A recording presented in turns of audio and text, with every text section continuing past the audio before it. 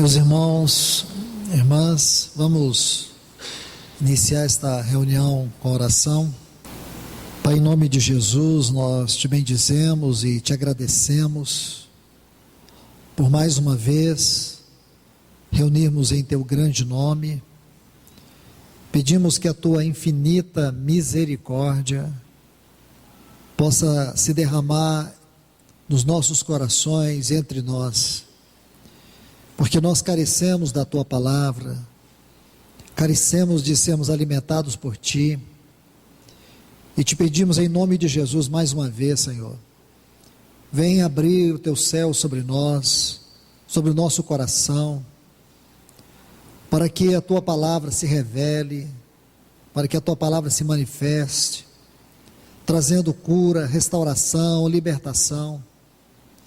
Pai, em nome de Jesus, nós viemos aqui esta noite porque mais uma vez queremos, Senhor, receber a tua palavra como luz, como lâmpada para iluminar os nossos caminhos, para trazer luz dentro do nosso coração e expor tudo aquilo que não te agrada. Mais uma vez, Senhor, envia a tua palavra neste lugar, em nome de Jesus, amém. Vamos ler aqui o livro de Oséias, capítulo 6. Vinde e tornemos para o Senhor, porque Ele nos despedaçou, e Ele nos curará, e Ele feriu, e Ele tapará a ferida. A nós dará vida depois de 2 dias, e no 3º dia nos levantará, e viveremos diante dEle. E conheceremos e prosseguiremos em conhecer o Senhor. Como alva está fixada a sua saída, e virá a nós como a chuva da primavera que rega a terra. O que farei contigo, Efraim, o que farei contigo, ó Judá, vossa piedade é como a nuvem pela manhã e como o orvalho de madrugada que se desvanece. Por isso, por meio dos profetas, eu vos abati e os matei com as palavras de minha boca, e o meu juízo sairá como a luz, porque quero misericórdia e não sacrifício, e o conhecimento de Deus mais que holocaustos. Mas eles, como homens, transgrediram o pacto, ali prevaricaram contra mim. Gileade, cidade dos que praticam a maldade, manchada de sangue. E como os bandidos que espreitam, assim são os sacerdotes que matam no caminho para Siquém, assim cometem abominações. No caso de Israel, viram-se as costas, viram-se coisas espantosas, ali prostituiu-se Efraim e se contaminou Israel. Para ti também, ó Judá, está preparada uma colheita, quando eu me voltar para os cativos de meu povo. Somente até aqui. Meus irmãos, vamos considerar esse capítulo 6 do livro do profeta Oséias, capítulo muito rico. Acredito que iremos estudar esse capítulo em mais de uma reunião, se o Senhor assim o quiser. Este é um capítulo chave, porque ele nos mostra que diante do eminente juízo de Deus, e quando eu falo juízo, espero que todos saibam aonde este livro se encontra no cânon da inspiração, no cânon da escritura. Todos nós sabemos que o profeta Oséias, ele foi um dos últimos profetas de Israel. A nação de Israel, que já havia se dividido em 2 reinos, estava agora vivendo os seus dias finais, e ela foi levada para o cativeiro da Síria no ano 722, e ali Deus executou o seu juízo sobre este povo. Então, é importante que vocês se lembrem dessa história.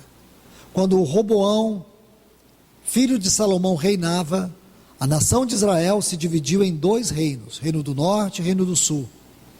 Reino do norte era chamado de Israel. Aqui É comumente usada a palavra Efraim, que é a mesma consideração.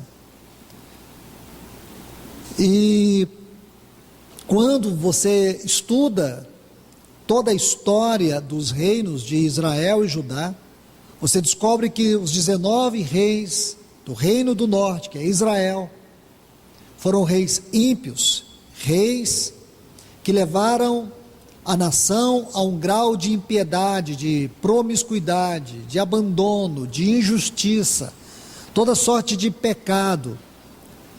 O reino do norte, esses reis, eles não tiveram temor em voltar-se para Deus.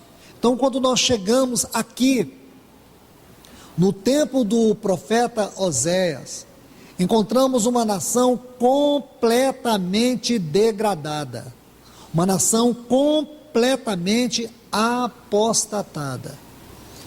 A descrição espiritual nos dias de Oséias é de apostasia. E por que é importante estudarmos o livro do profeta Oséias?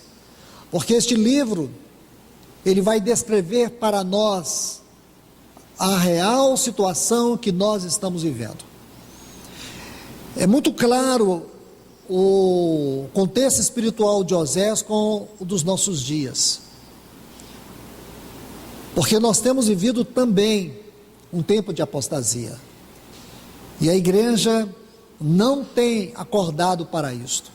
Muitas vezes nós estamos emaranhados com coisas tão pequenas, enquanto a situação é muito mais grave do que nós pensamos. Estamos preocupados com uma simples gripe, enquanto a situação é de coma profundo.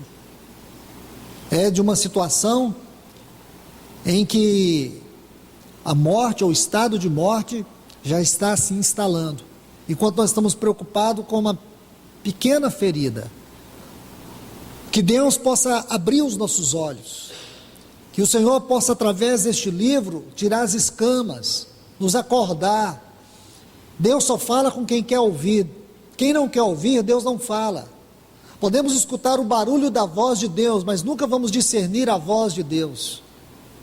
Nós vivemos uma época em que há um desprezo total e absoluto à palavra de Deus, ao que Deus fala. As pessoas leem a Bíblia, mas não são tocadas pela palavra. E essa é a razão da apostasia presente, da frieza, da indiferença. Isso se vê na maneira como as pessoas lidam com a palavra. Isso se vê na maneira como as pessoas gastam tempo de oração em suas casas, na sua própria vida. E tudo isso nós vemos no livro de Oséias. Deus levanta esse profeta. Ele vivia um drama muito grande, um drama familiar, um drama conjugal. Podemos dizer que, diante dos olhos das pessoas, Oséias era um homem reprovado, porque ele tinha um casamento fracassado, sua esposa era uma prostituta, ela vivia em constante estado de adultério, seus filhos, possivelmente, 2 dos seus filhos, eram filhos de adultérios. E Deus, em todo esse drama, Ele chama este profeta para compartilhar o seu coração. Talvez somente Oséias pudesse entender o que é ser rejeitado, ser abandonado, ser desprezado, ser traído. E aqui nós vemos que Oséias foi um profeta que encarnou a palavra. Vivemos os mesmos dias, irmãos. Dias de uma extrema, de uma profunda indiferença espiritual. Vamos entender este livro, porque, ao que nos parece nesse capítulo 6, que depois de ouvir sobre o juízo, o povo esboça um retorno ao Senhor. E o que iremos ver é que esse retorno é caracterizado por um arrependimento superficial. Não houve tristeza pelo pecado, e sim, o que está aqui é que havia um pesar pelas consequências do pecado. O povo estava preocupado era com o juízo e não com arrependimento. Israel queria fugir do castigo, mas não abandonar os seus erros. É como muitas pessoas, elas querem santidade porque tem medo do inferno. Elas querem arrepender porque não querem se perder no inferno. Elas não querem se arrepender por causa de Deus, por causa do relacionamento com Deus. Porque o pecado impede que você cresça no conhecimento, você cresça na experiência com Deus. Então é isso que nós vamos ver aqui. Este capítulo 6 que nós acabamos de ler, ele é constituído de algumas sentenças, e coloca essas sentenças de maneira didática, proposital, para que nos facilite o entendimento. Vamos ver algumas sentenças que estão dispostas neste capítulo. A primeira delas está aqui no versículo 1: vinde e tornemos para o Senhor, porque Ele nos despedaçou, Ele nos sarará, fez a ferida e ligará. O que quer dizer isso, irmãos? Deus nos despedaçará, Deus fez a ferida. Será que Deus é o causador de toda essa ferida? Não, não é isso, irmãos. É que o problema existia. Israel é o seu povo. Dentre todas as nações da terra, Deus escolheu uma nação, Israel. Ele fez isso lá em Abraão, quando Abraão estava na Mesopotâmia. O Deus de toda graça lhe apareceu, lhe chamou, tirou ele daquela terra de ídolos, fez com que ele atravessasse o Mediterrâneo, e ali Deus tira Abraão da sua terra, da sua parentela, e Deus traça uma jornada com Abraão, onde Deus vai se revelando, onde Abraão vai se tornando um amigo de Deus, um homem de fé, um homem que conhece a Deus, o Deus de toda graça, o Deus todo suficiente. Ele levanta aqueles altares que tinha a ver com o seu culto, com a sua vida. Deus lhe aparece diversas vezes, fala com ele, se revela. Aqui está a história de Israel, e depois nós vemos essa história se amplificando no livro de Êxodo. Agora é uma nação, porque nós temos Jacó. Jacó tem aqueles 12 filhos, e sabemos que os descendentes de Jacó vão para o Egito, através da provisão de Deus, por meio de José, e ali se constitui uma grande nação. E depois Deus vai até esta nação para visitá-los, mas eles são escravos, eles estão ali escravizados, e Deus visita Israel, mas ele se revela a um homem, da mesma forma, um homem que estava no palácio, um homem que era o homem certo, mas no lugar errado. Abraão era o homem certo no lugar errado. Abraão era o homem de Deus, mas estava na Mesopotâmia, na terra de ídolos, e Deus tira Abraão daquele lugar, assim como Deus tira Moisés do palácio de Faraó. Deus tira. E meus irmãos, isso é muito sério, porque muitas vezes nós não entendemos porque que Deus muda nossa história, porque Deus muda o estado da nossa vida, porque Deus nos tira de algumas situações e nos leva para outra, porque muitas vezes Deus até nos tira de uma situação de conforto e nos leva para uma situação mais difícil. A mente de Deus, irmãos, o propósito de Deus é completamente o inverso do curso deste mundo. Os caminhos de Deus é completamente o inverso daquilo que você busca e daquilo que você ora. Veja o que Deus fez. Ele tirou Moisés dos palácios de Faraó e leva ele para a terra de Midian, e ali Deus, por meio de Moisés, Deus se revela a ele, Deus traça um caminho com ele, e Deus usa Moisés para tirar o povo, e o povo que estava ali, um povo escravo no Egito, Deus tira. E vocês sabem toda a história, aquelas 42 estações, e assim agora esta nação se torna uma nação escolhida, o testemunho de Deus na terra. Eles possuem a terra de Canaã, eles saem lá do Egito e vão para Canaã. Este é o povo de Deus na terra. Deus colocou o tabernáculo lá no meio, sabe por quê? Deus queria habitar no meio do seu povo. Se você olhar a disposição do tabernáculo, você vai ver que era uma disposição de cruz, porque cruz é um princípio eterno em Deus. você vai ver que Deus dá aquele tabernáculo, e Deus coloca ali todo o serviço dos sacerdotes, dos levitas, porque eles eram os ministros que deveriam fazer todas as coisas, apontando para o Filho de Deus, para a obra do Filho de Deus, da encarnação, do ministério, da morte, da ressurreição do nosso Senhor Jesus, a obra da redenção. Tudo isto são pontos que constituem a grande revelação do coração de Deus por meio da nação de Israel. Mas agora, quando chegamos aqui, irmãos, o que é que nós encontramos? Uma nação que, com toda esta herança, com todo esse depósito espiritual, essa nação está perdida numa apostasia. Apostasia é uma doença lenta, é uma doença que mata e você não vê. As pessoas morrem acordadas, morrem lentamente. As pessoas morrem, estão mortas e ainda se sentem bem, acham que está tudo bem, mas estão mortas. A apostasia é uma doença terrível. As pessoas não sabem que têm ou que estão no estado de apostasia, porque elas cantam, porque elas têm uma Bíblia, porque julgam que têm uma experiência com Deus.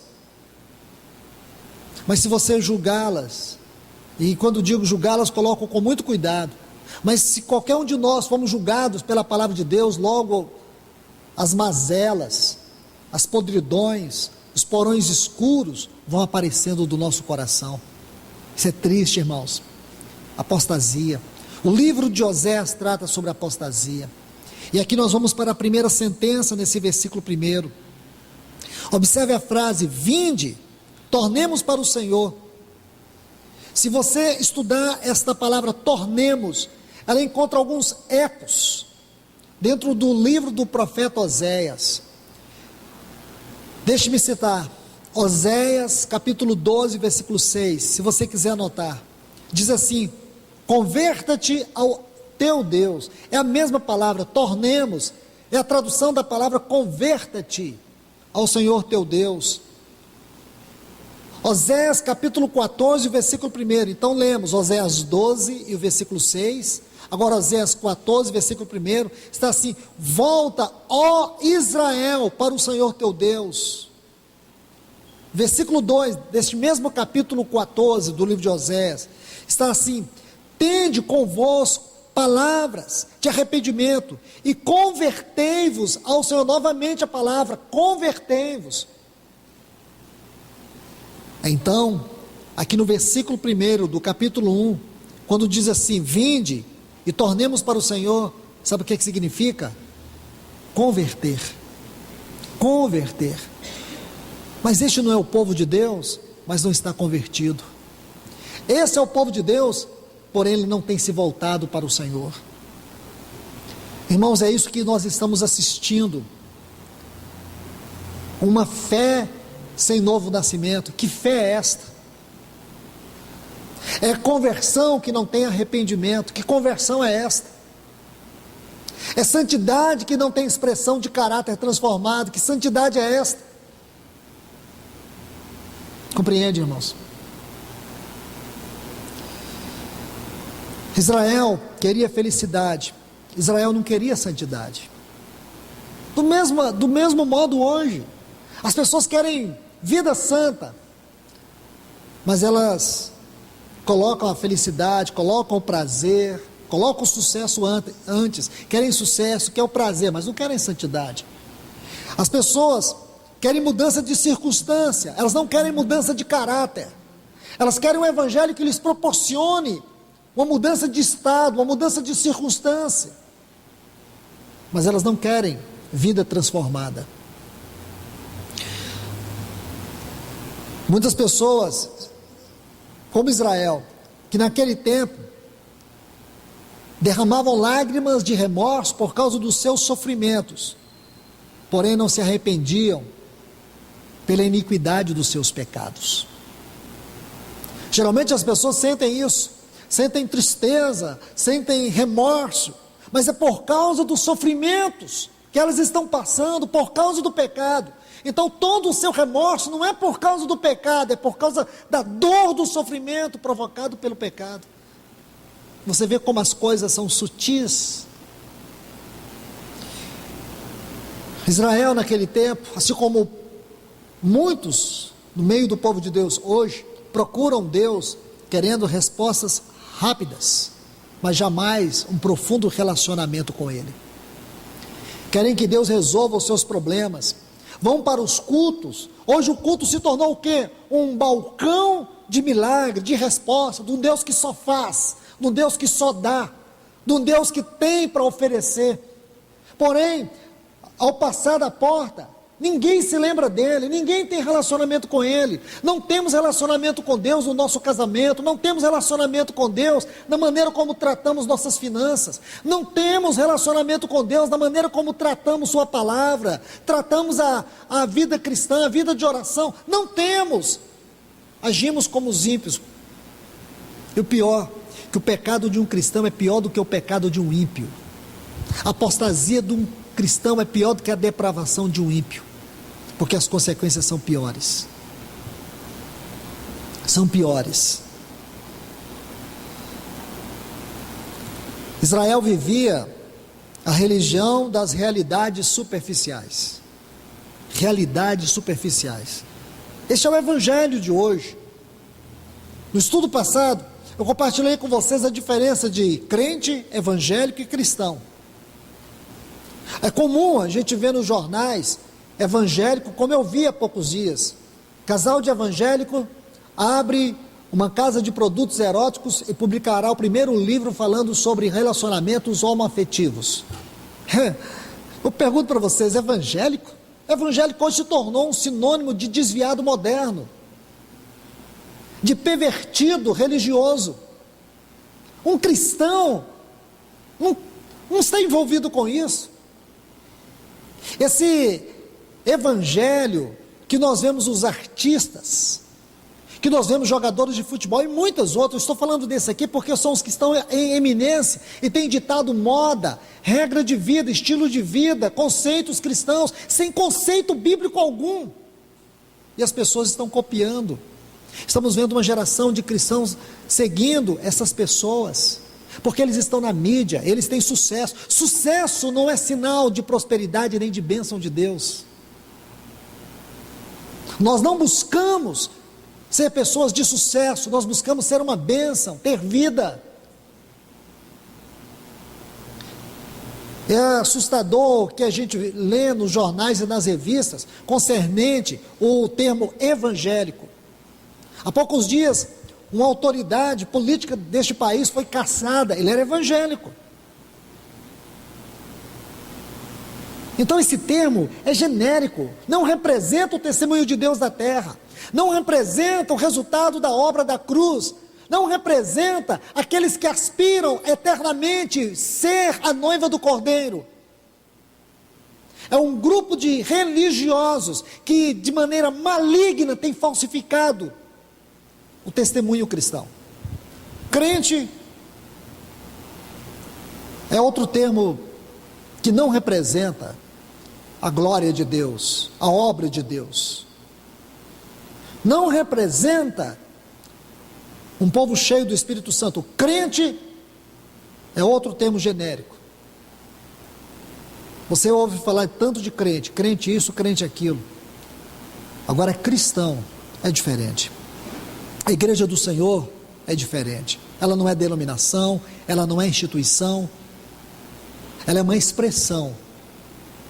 Mesmo sendo fracos, como a igreja de Filadélfia, ela tem uma porta aberta diante dela.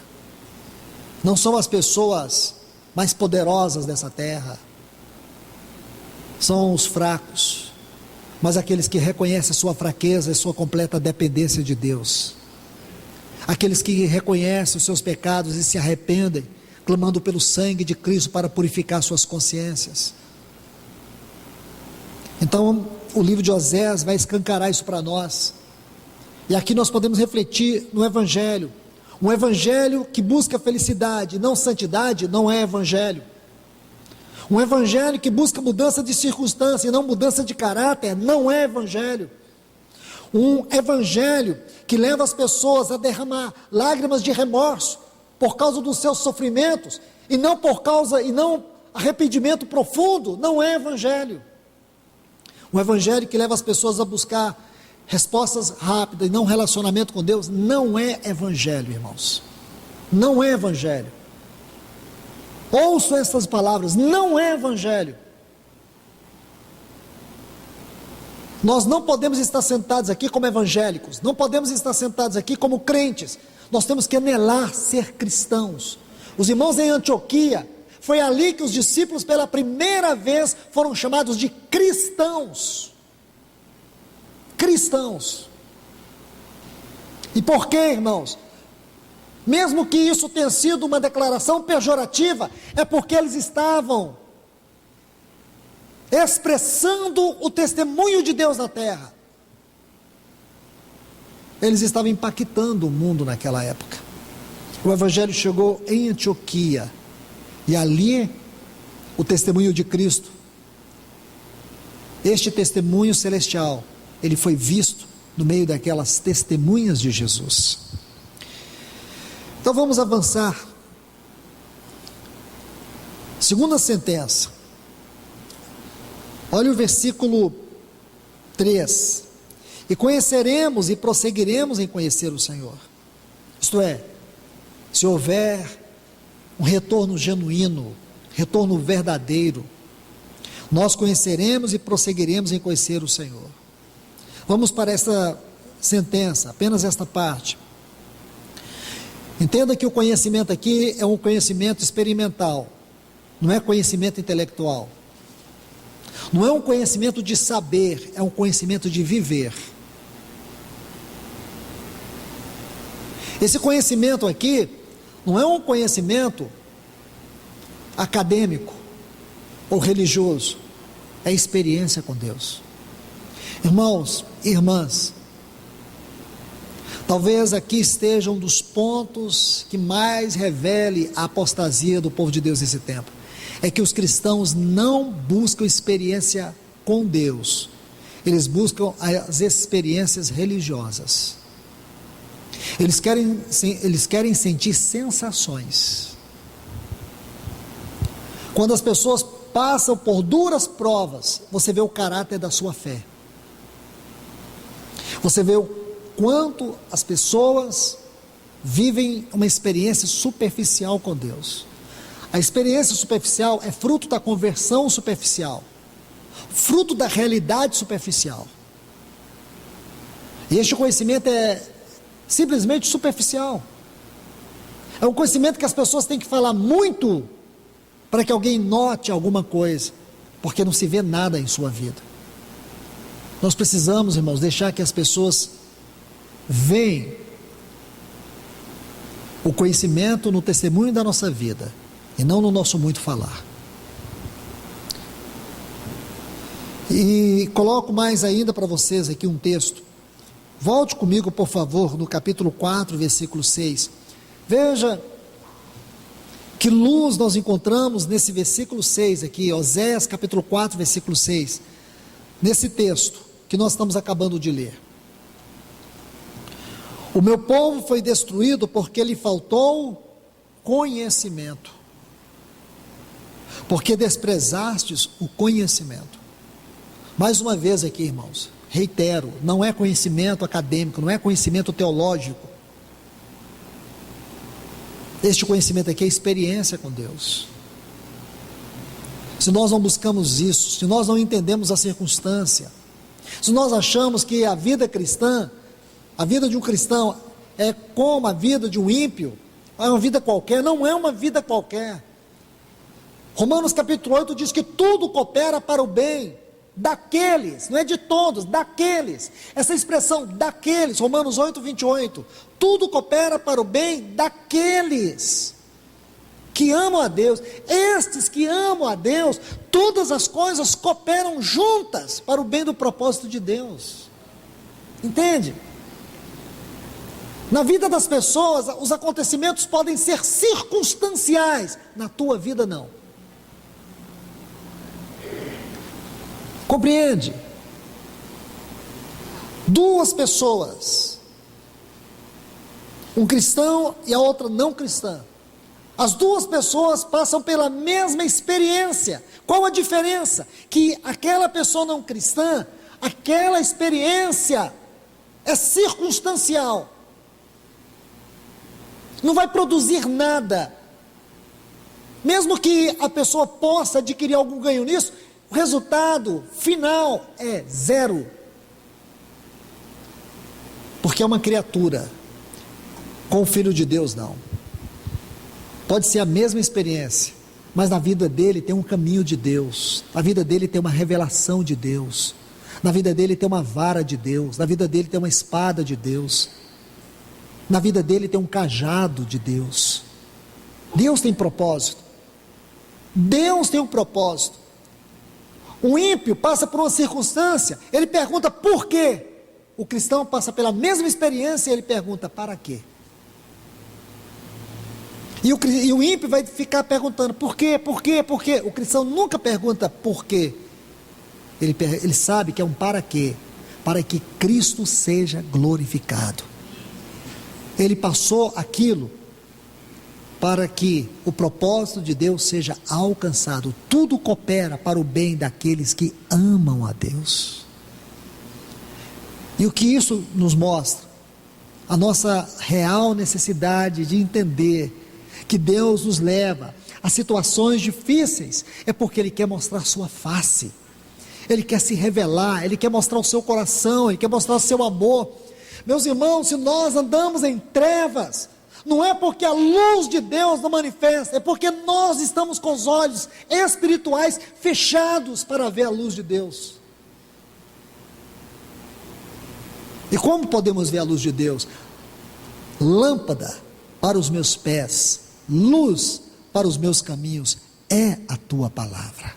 Quando você tem a palavra, quando você conhece esta palavra, e aqui, mais uma vez, vou repetir, não é conhecimento intelectual dela, não é conhecimento literário dela, é conhecimento de vida. É quando você lê essa palavra e ela te lê, é quando você está lendo essa palavra e ela fala, é quando você toca essas letras e elas penetram em você, e você descobre que não é só um livro.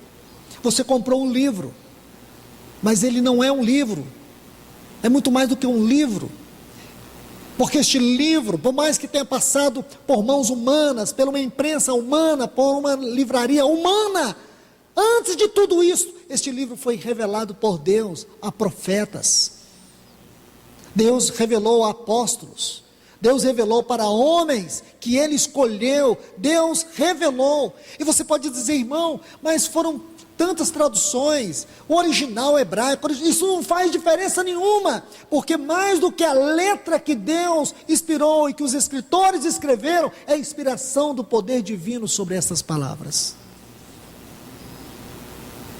que não tem uma questão de tradução, de versão, é o que você consegue reter do que Deus fala.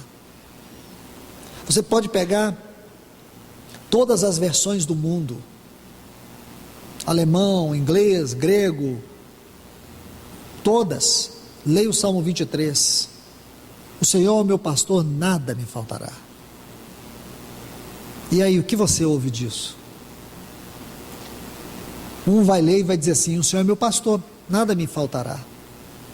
Mas uma pessoa que tiver revelação vai ler assim, porque o Senhor é meu pastor, eu tenho certeza que nada me faltará. Uma pessoa que tem revelação vai ler assim, o Senhor é meu pastor, eu tenho tudo. Você vê? É uma questão de revelação, não é uma questão de leitura, nem de tradução, nem de qual versão, é uma questão de revelação. É um texto que todos nós conhecemos. Então, meus irmãos, aqui nessa segunda sentença é tão importante, veja o significado dessa palavra, prossigamos. Diz assim, e conheceremos, se nós nos tornarmos, convertermos ao Senhor, Ele nos dará vida depois de 2 dias, e no terceiro dia nos levantará. Nós vamos experimentar o poder da vida em ressurreição. Sabe o que esse versículo 2 diz? Eu não coloquei ele como sentença. Ele está dizendo que se nós voltarmos para o Senhor, nós experimentaremos a vida em ressurreição. O que é a vida em ressurreição? A vida em ressurreição é a expressão mais elevada que já existiu da manifestação do poder de Deus. Maior do que o poder da criação, foi o poder da ressurreição. O poder que ressuscitou a Cristo dentre os mortos.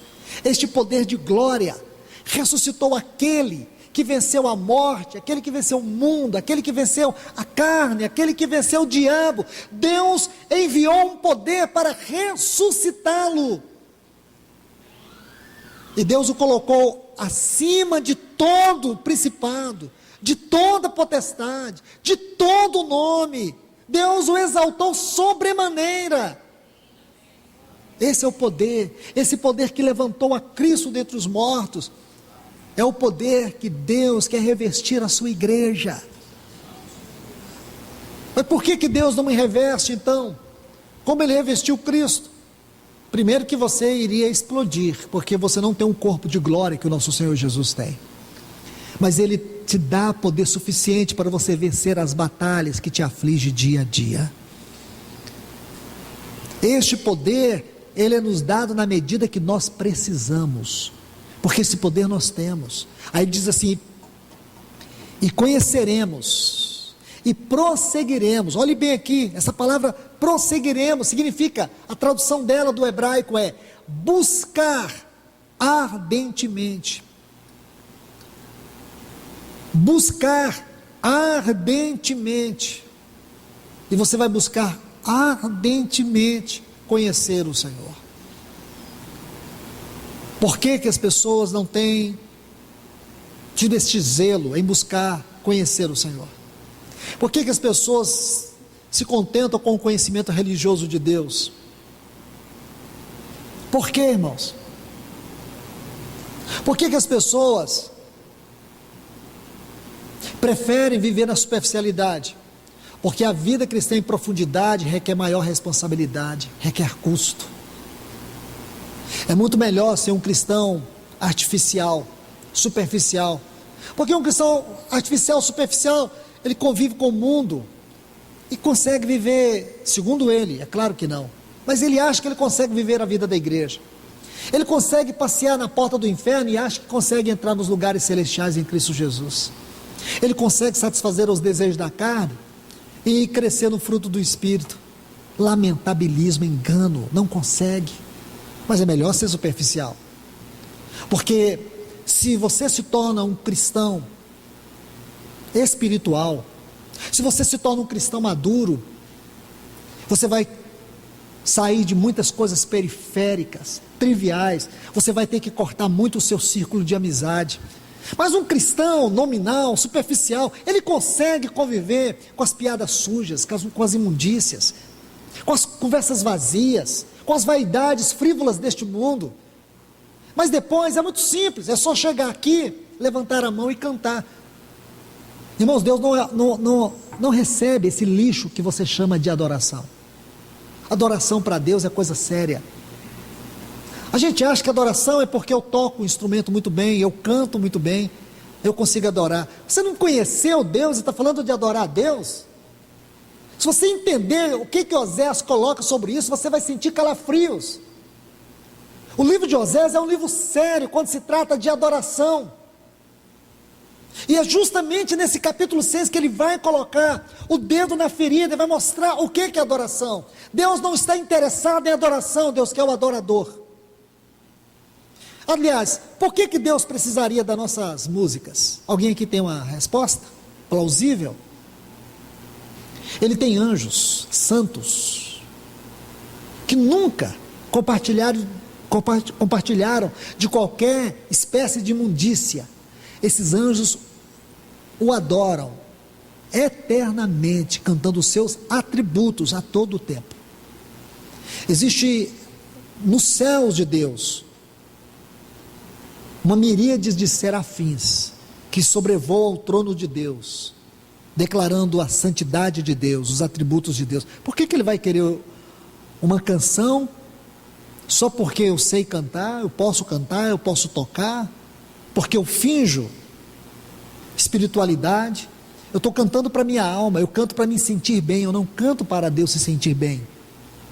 Eu não canto para adorá-lo, eu canto para mostrar o quanto sou espiritual, o quanto sou inspirado, o quanto eu tenho voz, o quanto eu tenho habilidades. É por isso que eu canto. Já desconfiou, irmãos? Ainda não percebeu, não? Que muito do nosso louvor é mais os lados obscuros da nossa alma doentia, soberba e egoísta? A Bíblia diz assim: Deus procura adoradores, Deus não procura adoração.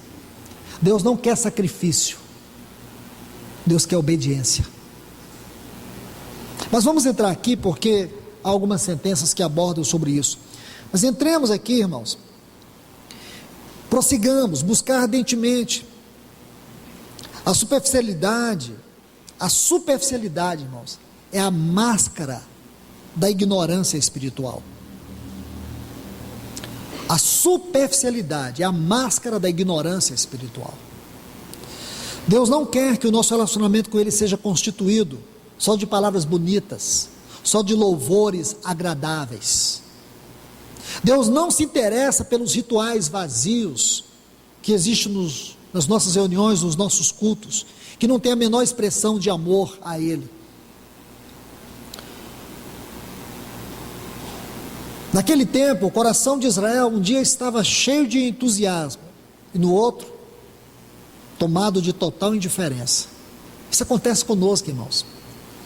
Tem dia que nós adoramos, isso vai depender da lua, isso vai depender do tempo, isso vai depender das circunstâncias, vai depender do meu amor, do meu humor, e vai depender como eu amanheci. Aí eu consigo ser fervoroso, entusiasmado na adoração.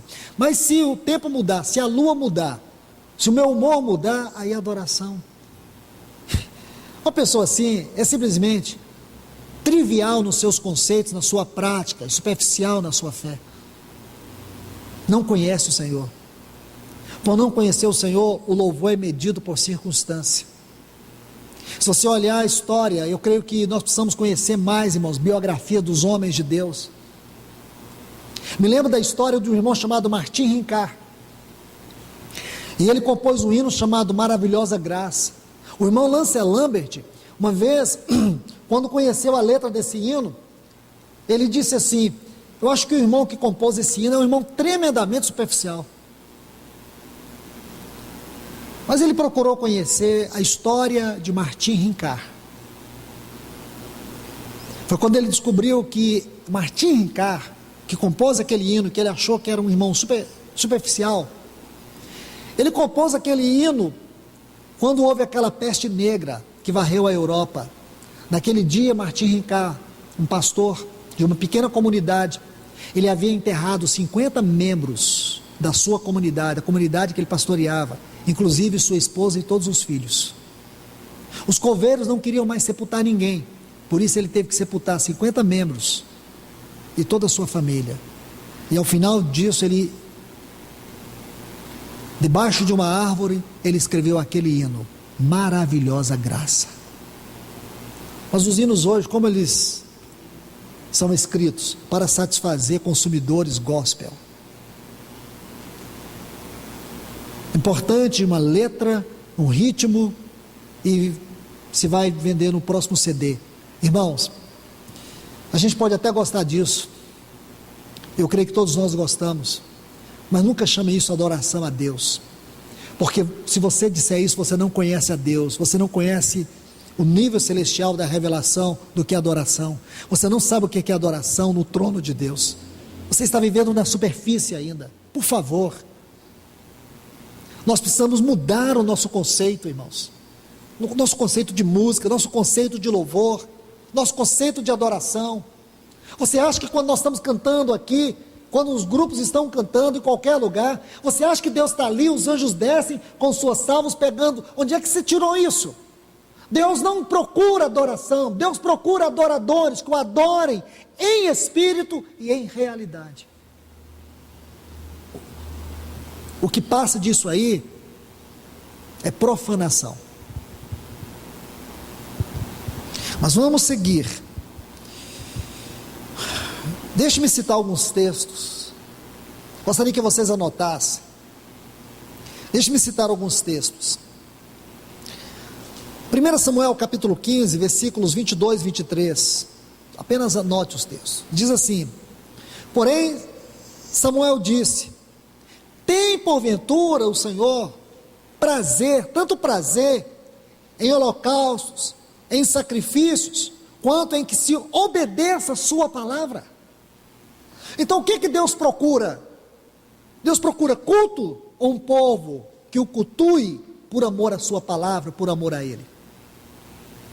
Se você conseguir acertar a resposta, você entendeu o que é adoração. Deus está muito mais interessado que a sua palavra seja magnificada no nosso coração do que com os louvores que saem da nossa boca, porque louvores tem que ser reação a esta palavra, a esta graça, a este amor, a este Deus. Como uma pessoa diz: eu sou um adorador, mas é pobre na palavra, é pobre no conhecimento de Deus. Mas cantar é bom, irmãos, porque quando você se envolve com a palavra, isso requer custo, isso requer dedicação, isso requer obediência. Louvar não requer obediência, louvar não requer dedicação, a obediência não requer uma submissão a Deus. Até um papagaio, se você ensinar e treinar ele a cantar, ele canta. Mas você não vai conseguir treinar a mente dele a ter revelação da palavra e a ter conhecimento de Deus. Mas a gente consegue se esconder de trás dessas máscaras. Máscaras. A máscara do conhecimento da palavra, a máscara da adoração superficial. A gente consegue. Agora a máscara da revelação. Não tem, irmãos. Se você tem revelação, você não tem máscara. Se você tem experiência com Deus, não tem máscara. A máscara da experiência com Deus não é máscara, é realidade espiritual. Entende, irmãos? Olha o que diz: eis que obedecer é melhor do que sacrificar, e o atender melhor do que a gordura de carneiros, porque a rebelião é como o pecado de feitiçaria, e a obstinação é como a idolatria, o culto a ídolos do lar.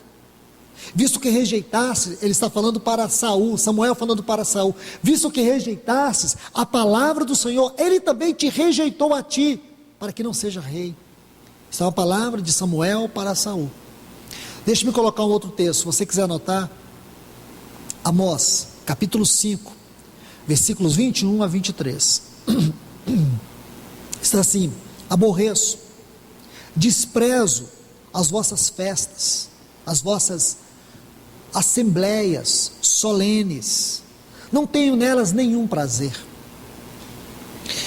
E ainda que me ofereçais holocaustos e as vossas ofertas de manjares, não me agradarei deles, nem atentarei para as ofertas pacíficas dos vossos animais cevados.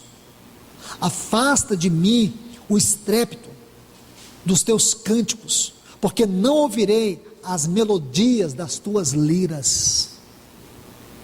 Vamos para textos mais claros.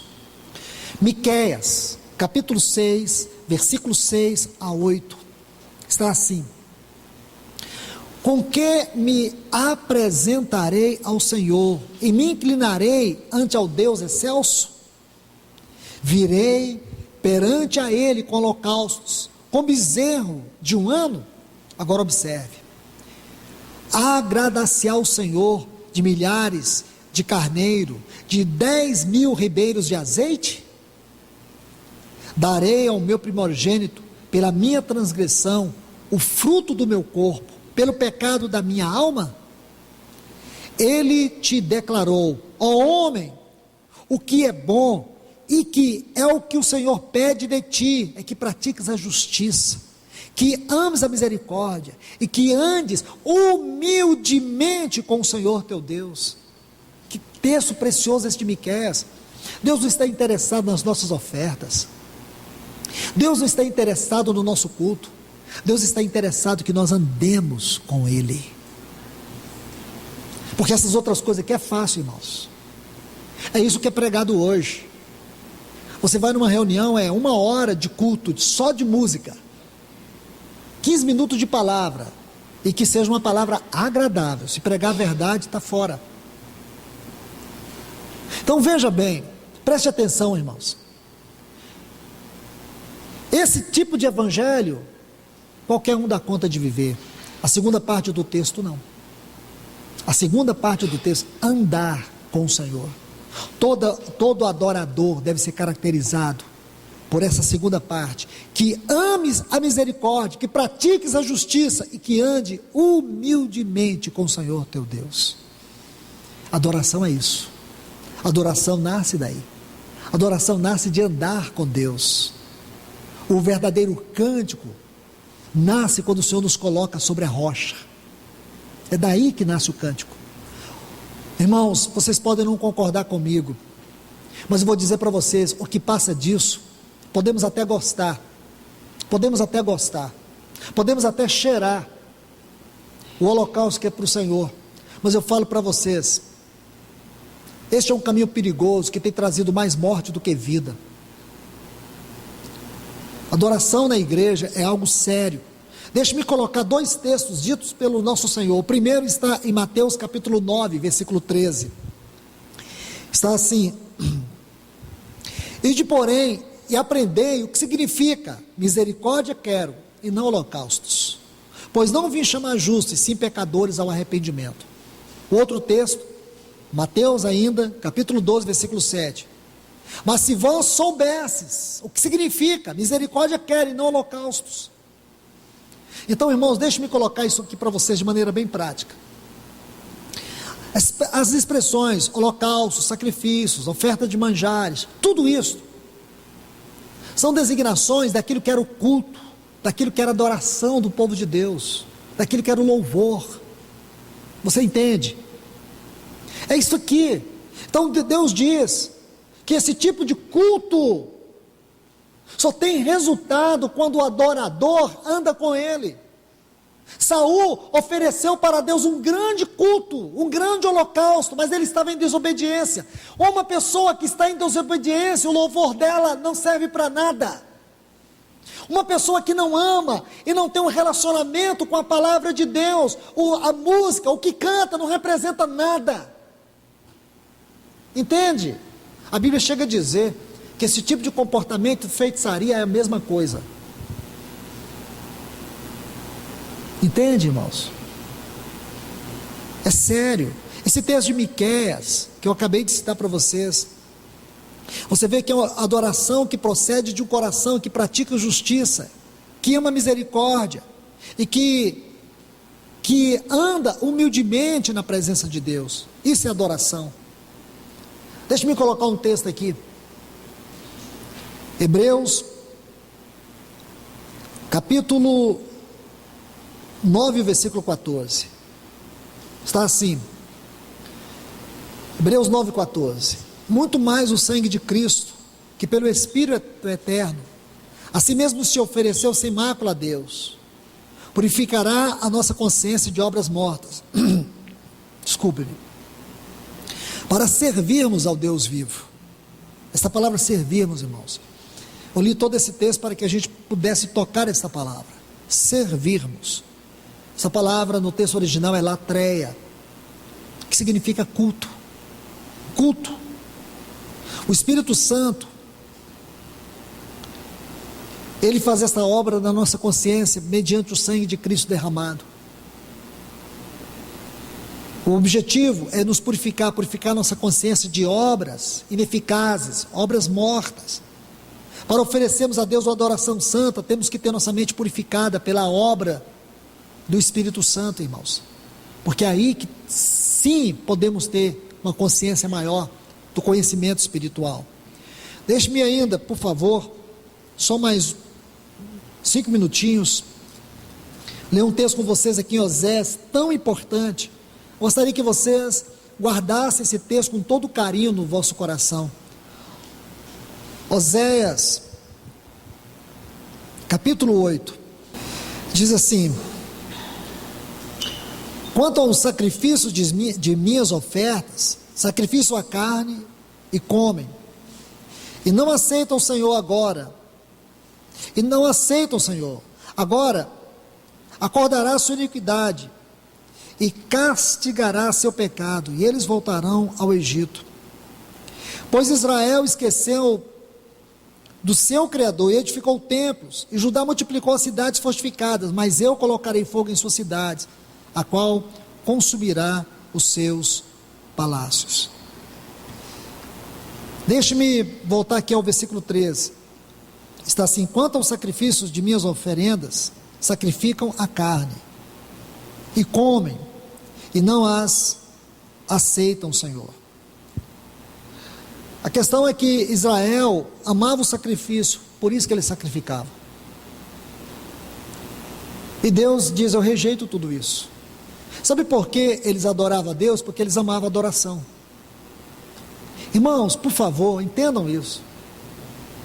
Sabe por que eles cultuavam? Porque eles amavam o culto. Eles adoravam porque eles amavam a adoração.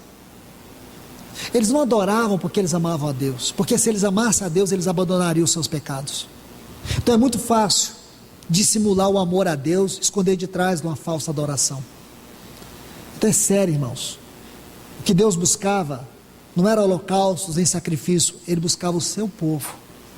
Ele não buscava aquilo que o povo podia fazer para Ele, porque tudo que nós fizermos, irmãos, se não tiver em nós a glória da obra de Cristo, o que nós vamos oferecer para Deus é a nossa carne.